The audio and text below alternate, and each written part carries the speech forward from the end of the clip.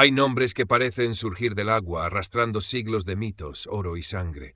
Cleopatra fue uno de ellos. Su nombre resuena como un eco de un imperio que resistía, altivo, en la frontera entre el esplendor antiguo y el abismo inevitable.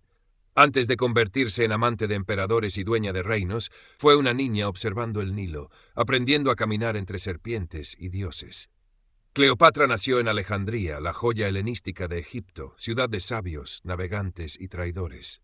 Su dinastía, los Lágidas, llevaba casi 3 siglos gobernando sobre las arenas egipcias, pero no eran egipcios. Eran griegos, descendientes de Ptolomeo, general de Alejandro Magno, que se había coronado faraón. Aunque se sentaban en el trono de los faraones, hablaban griego, adoraban a Zeus y despreciaban la lengua del pueblo. Todos, menos ella. Desde muy joven, Cleopatra comprendió que su supervivencia no dependería de la nobleza de su sangre, sino de su habilidad para entender el mundo que la rodeaba. Aprendió egipcio, latín, siríaco, arameo y hasta el idioma de los etíopes. Mientras sus hermanos se entretenían con lujos y orgías de corte, ella devoraba textos de medicina, astronomía y filosofía. Fue instruida por los mejores sabios del Museo de Alejandría, aquel templo del saber que reunía los conocimientos del mundo. Pero más que erudición, Cleopatra cultivó el arte más antiguo del poder, la observación. Era descendiente de reyes, sí, pero también hija de una estirpe de parricidas, incestuosos y envenenadores. La familia ptolemaica tenía por tradición que hermanos se casaran entre sí para preservar la pureza del linaje, y también que se mataran si alguno osaba usurpar el trono. Era una dinastía afilada como una daga, y Cleopatra creció entre sus filos. Su padre, Ptolomeo II, apodado el flautista por su afición a tocar música mientras el país se desangraba, era un rey débil, corrupto y dependiente de Roma. Pagaba tributo a los cónsules romanos para mantenerse en el trono, endeudando a Egipto hasta el hueso. Pero a su muerte dejó un testamento. Sus hijos, Cleopatra y Ptolomeo XIII, reinarían juntos. Eran apenas unos adolescentes cuando fueron coronados, pero su unión era una farsa que duraría poco. Desde el primer día quedó claro que no había espacio para 2 coronas. El joven Ptolomeo, manipulado por sus tutores y ministros, vio a su hermana mayor como una amenaza. Ella, por su parte, sabía que debía actuar rápido si quería sobrevivir. Comenzó a aparecer sola en las monedas del reino, vistiendo la doble corona del Alto y Bajo Egipto, hablando directamente al pueblo como única soberana. Los conflictos se hicieron inevitables. En el palacio de Alejandría, donde los pilares eran de mármol pero los susurros estaban hechos de veneno, Cleopatra fue apartada. La obligaron a huir de la ciudad. Se exilió en el desierto sirio sin ejército ni tesoros, pero no sin ambición. Allí, mientras el sol caía sobre la arena y los rumores llegaban de Roma, comenzó a tramar su regreso. El mundo, sin saberlo, estaba a punto de inclinarse hacia ella, pero lo peor aún no había comenzado.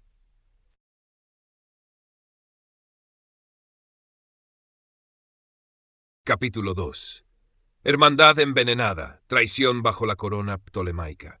Egipto era una tierra de dioses, pero también de espectros. Y la sangre que corría por las venas de Cleopatra y su hermano menor no era sagrada, sino maldita por siglos de traiciones familiares. La corregencia con Ptolomeo XIII fue una ficción impuesta por la voluntad de un padre ausente y cobarde, pero en la práctica, desde el principio, fue una guerra, silenciosa al comienzo, brutal después. Mientras Cleopatra tejía alianzas en el exilio, el poder en Alejandría caía en manos del eunuco Potino, tutor de su hermano. Este personaje sin escrúpulos no solo manejaba al joven rey como una marioneta, sino que despreciaba abiertamente a Cleopatra por su independencia, su cultura, su ambición. Para él, una mujer con ideas era una amenaza mayor que 100 legiones. Junto con la hermana menor Arsinoe y otros cortesanos deseosos de poder, orquestó una purga que borró todo vestigio de autoridad cleopátrica de la corte. Pero Cleopatra no era de las que aceptaban la derrota como desenlace. Desde el desierto reunió apoyos, apeló a los gobernadores fronterizos, movilizó tropas. Sus espías se movían entre caravanas, mercados y templos. No pedía compasión, pedía estrategia. Y en el momento más inesperado el destino le ofreció un aliado tan improbable como decisivo, Julio César. Roma se había convertido en el centro del mundo, y César, su dictador perpetuo, se embarcó en Egipto no por interés sentimental, sino político. Acababa de vencer a Pompeyo, su gran rival en la guerra civil romana, y había seguido sus pasos hasta Egipto, solo para encontrarlo ya asesinado en las costas egipcias. Ese crimen, ordenado por el propio Ptolomeo XIII como gesto de lealtad hacia Roma, indignó a César. El joven rey había cometido el error de tratar al león como a un perro, y el león rugió. Cleopatra, informada de la llegada del general romano, supo que ese era el momento. Pero llegar a César implicaba cruzar una ciudad hostil, un palacio controlado por sus enemigos y una corte llena de espías. Lo hizo de la forma más legendaria que se recuerda en la historia antigua, envuelta en una alfombra que fue desenrollada frente al mismísimo César. Allí estaba, majestuosa incluso en el encierro, con los ojos negros como la noche del desierto y la voz templada por el arte de la seducción política. No fue una escena de pasión, sino de cálculo. Ella le ofrecía a Egipto, él protección. Lo que comenzó como una alianza estratégica se transformó en un torbellino. Cleopatra poseía el magnetismo de quien no suplica, sino que propone. No necesitaba exhibir belleza, aunque la tradición la dibuja encantadora, sino inteligencia. César, curtido en guerras y traiciones, vio en ella no solo una reina, sino una igual. Una mujer que no pedía ser salvada, sino escuchada. Ptolomeo XIII, al enterarse de la presencia de su hermana en palacio y del favor de César, estalló. Estaba demasiado joven para comprender que en Roma la política era más cruel que en Egipto. Mandó levantar armas contra los romanos. Se desató entonces lo que se conocería como la Guerra Alejandrina. Las calles de la ciudad más sabia del mundo se tiñeron de rojo. El museo fue pasto de las llamas, el puerto cubierto de cadáveres, el pueblo en ruinas. Mientras el fuego ardía en la biblioteca, símbolo del conocimiento universal, Cleopatra resistía junto a César. Luchaban espalda con espalda en un palacio sitiado, bajo una ciudad que se deshacía. Ptolomeo huyó. Luego fue capturado. Algunos dicen que se ahogó en el Nilo intentando escapar, otros que fue ejecutado. Da igual, su nombre se hundió con él. Cleopatra volvió a entrar en Alejandría no como una fugitiva, sino como reina. Se instaló en el trono junto a su hermano menor Ptolomeo XIV, otro títere ceremonial impuesto por la tradición, pero con ella como única soberana real. En sus brazos, el hijo que tuvo con César, Cesarión, un símbolo vivo de una nueva era, pero también una declaración de guerra silenciosa a Roma. El cielo parecía haberse abierto para ella. Había vencido a sus enemigos, recuperado su corona y conquistado al hombre más poderoso del mundo. Y sin embargo, en la gloria ya se ocultaba la tragedia. Porque el amor de los conquistadores dura menos que sus campañas. Y la próxima marcha de César cambiaría el destino de todos. Pero el eco de Roma aún no había hablado por última vez.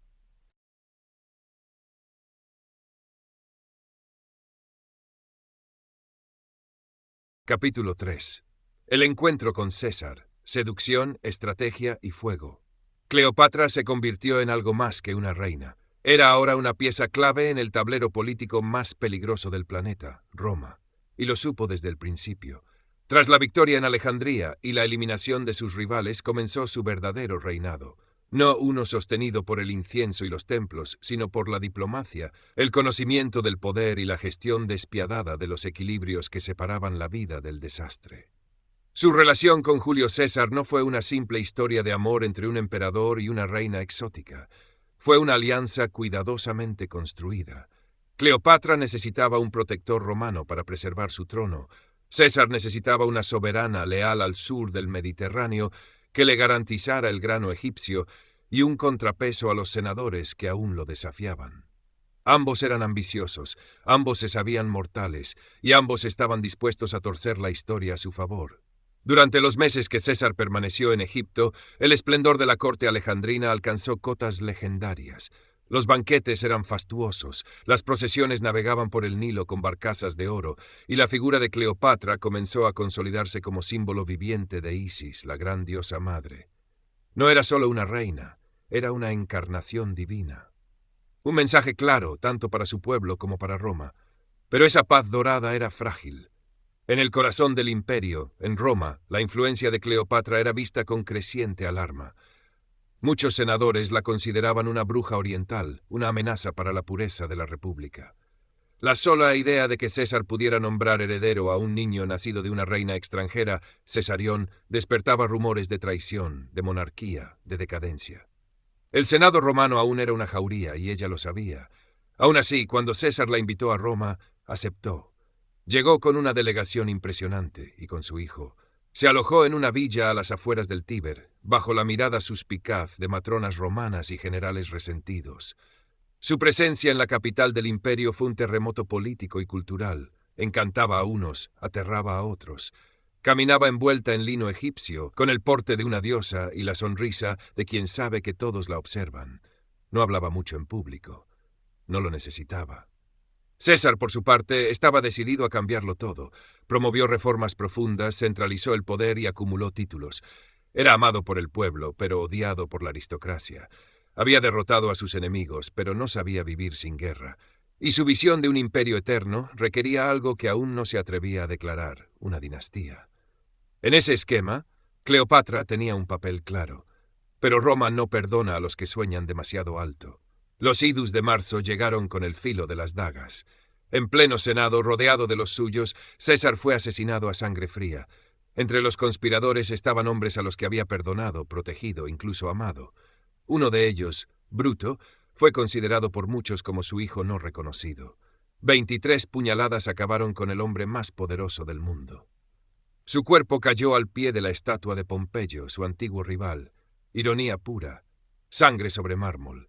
El mundo tembló. Cleopatra recibió la noticia en su villa romana. Se dice que no lloró. Se encerró. Luego actuó. Sabía que su posición se volvía insostenible. La ciudad era un hervidero y su presencia peligrosa. Con su hijo en brazos abandonó Roma en silencio. Dejó atrás un imperio roto, una promesa truncada, un cadáver que aún dictaba el destino desde el otro mundo. Regresó a Egipto con un único objetivo: asegurar el futuro de Cesarión como su legítimo heredero. Comenzó entonces una etapa de gobierno aún más férrea. Consolidó el sistema administrativo, reorganizó el comercio, reforzó la flota, repartió grano a los pobres, controló a los sacerdotes y vigiló con ojos de lince cada rincón del reino. No confiaba en nadie. Roma podía invadir en cualquier momento, y ella no pensaba repetir errores. A nivel simbólico, se presentó como la madre del futuro rey Dios. Promovió una imagen sagrada de la maternidad, Isis y Horus redivivos, ella y Cesarión. No era una viuda imperial, era una faraona. Y al otro lado del mar, en Roma, nuevos jugadores comenzaban a mover sus piezas. Marco Antonio y Octavio, heredero adoptivo de César, se alzaban como los dos pilares de una nueva guerra civil, y ambos miraban hacia Egipto, uno con deseo, el otro con desconfianza. Lo que había sido tragedia se transformaría ahora en tormenta, porque el mundo no estaba dispuesto a inclinarse ante una reina, y Cleopatra, por segunda vez, iba a desafiarlo todo. Capítulo 4. Faraona del Imperio, la mujer más poderosa del Mediterráneo. Cleopatra no reinaba solo sobre Egipto. En su mente gobernaba sobre una visión, la restauración de una grandeza oriental capaz de equilibrar la balanza ante la arrogancia romana. La muerte de Julio César había sido un golpe devastador, pero ella no estaba dispuesta a retirarse del tablero. Al contrario, se aferró con más fuerza al poder, se convirtió en mito viviente, y transformó su corte en el centro de una resistencia elegante, cultural y estratégica. Alejandría, bajo su mando, recobró su esplendor como metrópolis intelectual y comercial. Se multiplicaron los festivales, se reabrieron las escuelas del museo y el puerto volvió a ser paso obligado para los mercaderes del Egeo, del Mar Rojo y del norte de África. Cleopatra gobernaba con puño de hierro, pero recubierto de seda y oro. Administraba personalmente los impuestos, negociaba con embajadores y se mantenía informada de cada movimiento en las provincias. Se dice que ningún cargamento salía sin su conocimiento y que ningún general hablaba sin que ella supiera su lengua. En lo simbólico, se presentó al pueblo como la nueva Isis, diosa madre, señora de la fertilidad, protectora del orden cósmico.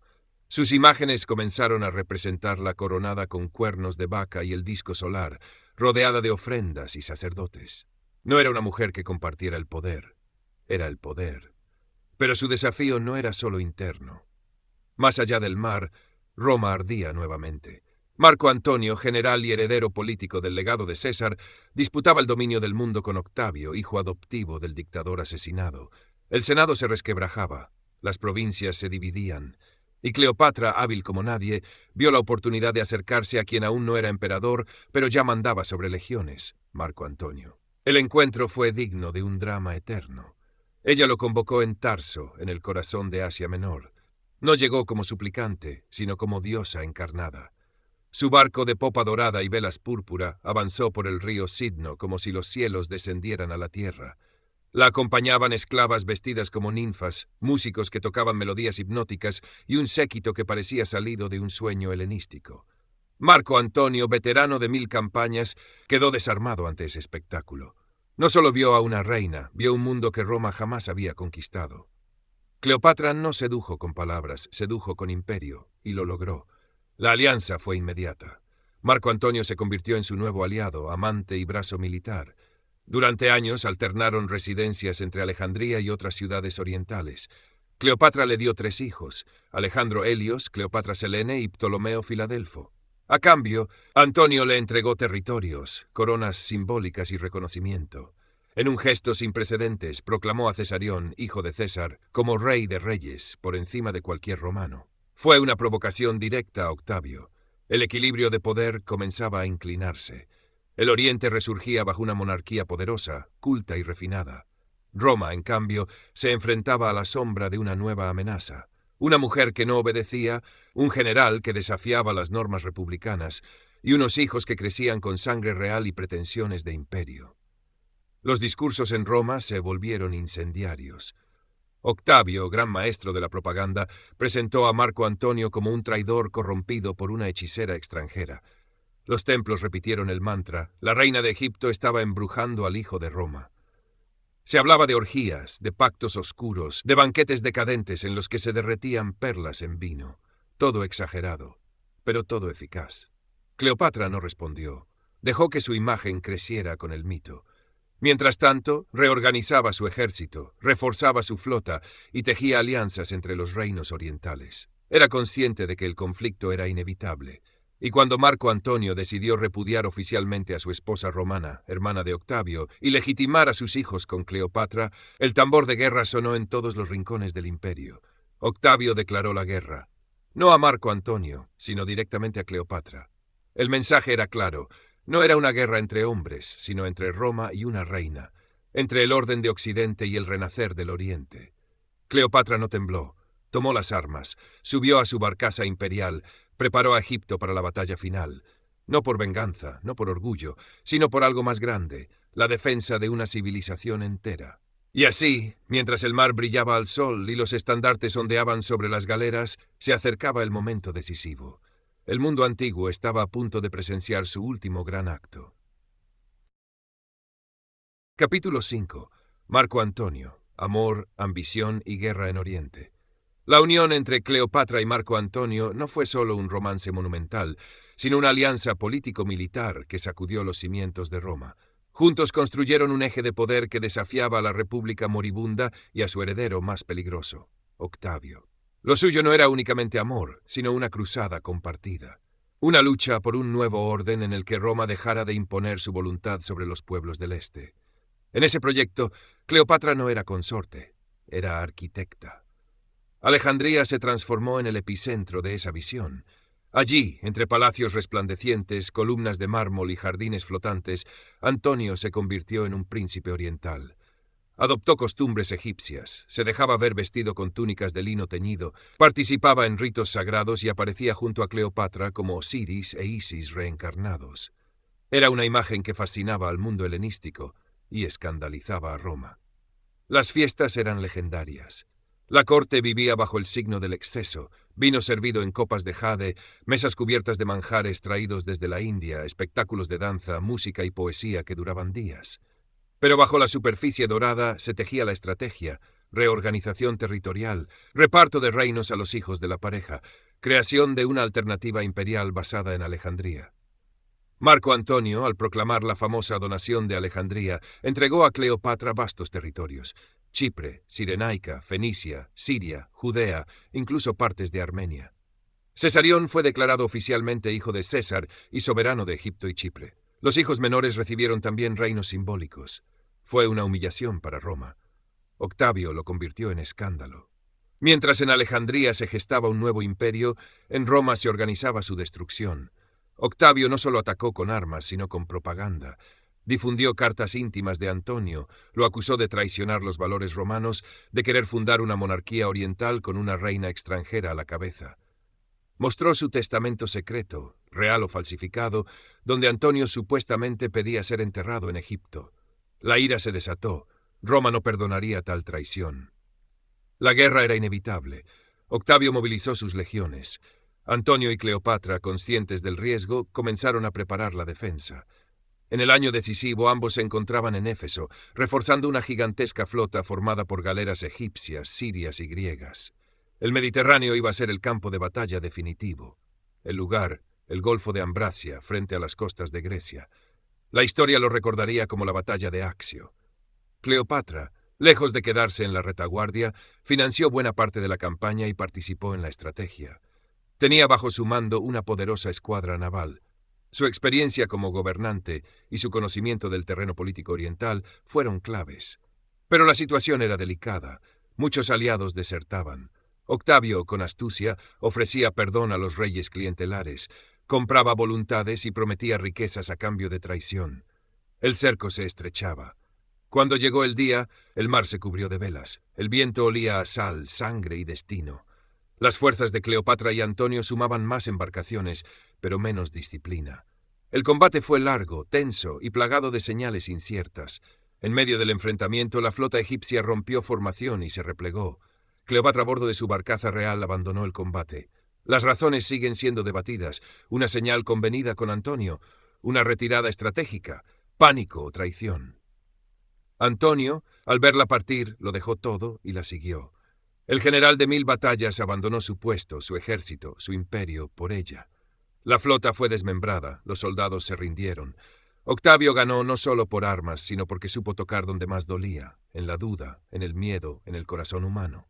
La pareja derrotada regresó a Egipto como sombras de sí mismos, heridos, humillados, aislados. Los aliados huyeron, las reservas escaseaban, la fe del pueblo comenzaba a quebrarse. Pero incluso entonces, Cleopatra no se rindió. Reorganizó las defensas, reunió lo que quedaba de la armada, intentó negociar con reyes vecinos. Propuso incluso a Octavio abdicar todo, si garantizaba el trono a sus hijos. Pero Roma no negociaba con lo que consideraba una amenaza existencial. Octavio avanzó, cruzó el desierto, cercó Alejandría. Ya no quedaba más tiempo. Antonio, desesperado y convencido de que Cleopatra había muerto, víctima de una estratagema que ella misma ordenó para medir su lealtad, se lanzó sobre su propia espada. Murió desangrado en brazos de ella, en el mausoleo que habían comenzado a construir juntos. No era el fin aún, pero ya no quedaban aliados, ni flotas, ni caminos de escape. Y Cleopatra por primera vez se quedó sola frente al imperio, frente al juicio del mundo, frente al abismo. Capítulo 6. Actium, el día que cayó el sol de Egipto. La batalla de Accio no fue solo un choque de flotas, fue el principio del fin de una era. Mientras las galeras ardían sobre el mar Jónico, la historia se resquebrajaba. Cleopatra, que había construido su poder sobre alianzas, símbolos y el aura de lo invencible, descubrió que incluso los dioses pueden caer, y lo hacen con estrépito. Tras la derrota, Alejandría se convirtió en una ciudad sitiada por el destino. Las murallas seguían en pie, pero el pulso de la victoria había abandonado sus calles. El pueblo, que había venerado a su reina como una diosa, comenzaba a mirar con miedo y desconfianza. Las estatuas de Isis ya no bastaban. La fe es frágil cuando el hambre y la guerra llaman a la puerta. Cleopatra lo sabía, pero no cedió. Durante meses intentó recomponer lo irrecuperable. Envió emisarios a los reinos vecinos, ofreció tributos, escribió a Octavio. Le propuso abdicar en favor de sus hijos, entregarle las riquezas de Egipto, incluso su persona, a cambio de que perdonara a Cesarión. No obtuvo respuesta. El heredero de Roma no buscaba tratados, buscaba aniquilación. Octavio quería cerrar el ciclo de las guerras civiles y consolidar su imagen ante el Senado como salvador de Roma. Para eso Cleopatra debía desaparecer, sin condiciones, sin piedad. En paralelo, la tragedia se tejía en los aposentos del Palacio Alejandrino.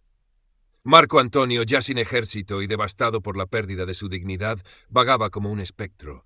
Dormía mal, hablaba con fantasmas y se sentía traicionado por los suyos, por Roma y por ella. Cleopatra intentó contener su derrumbe, pero él ya había comenzado a hundirse en vida. En un último acto desesperado, Antonio recibió un rumor. que Cleopatra se había quitado la vida.